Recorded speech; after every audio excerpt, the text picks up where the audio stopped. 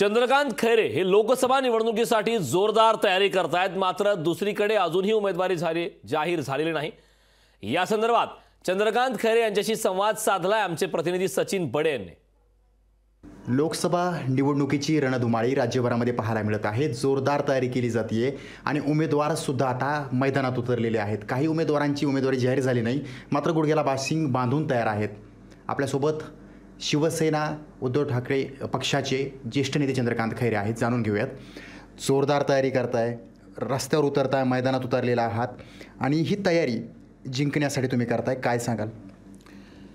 ही लढाई जिंकण्यासाठी त्या ठिकाणी जनतेच्या आशीर्वादाने जे जनतेला हवं आहे, जी जनतेची डिमांड आहे, त्या डिमांडप्रमाणे आपण त्या ठिकाणी लढाईत आपण जिंकणार आहोत माननीय उद्धवसाहेब यांच्या आदेशानंतर।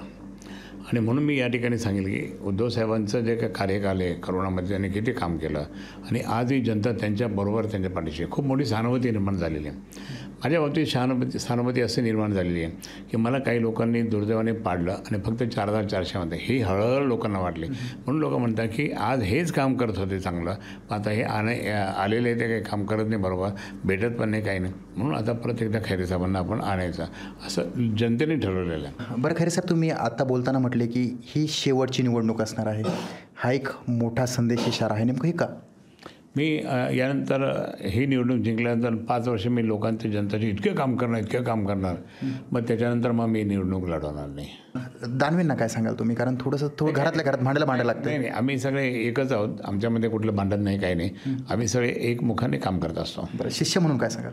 शिष्यच आहे माझा आता। इथंच तुम्हीच मुलाखत घेतली होती विरोधी पक्षनेता झाल्यानंतर, त्यामुळे काय प्रॉब्लेम नाही। आपण या ठिकाणी पाहताय की उमेदवारीवरून थोडासा वादंग आहे, भांडं लागतंय। मात्र अंबादास दानवे हे माझे शिष्य आहेत आणि आम्ही समजून घेऊ, कारण परिवारामध्ये, कुटुंबामध्ये थोडीशी भांडणंही होत असतात। सचिन बडे, लोकशाही मराठी, छत्रपती संभाजीनगर। लोकशाही मराठी, ऐका, पहा, जागरूक रहा।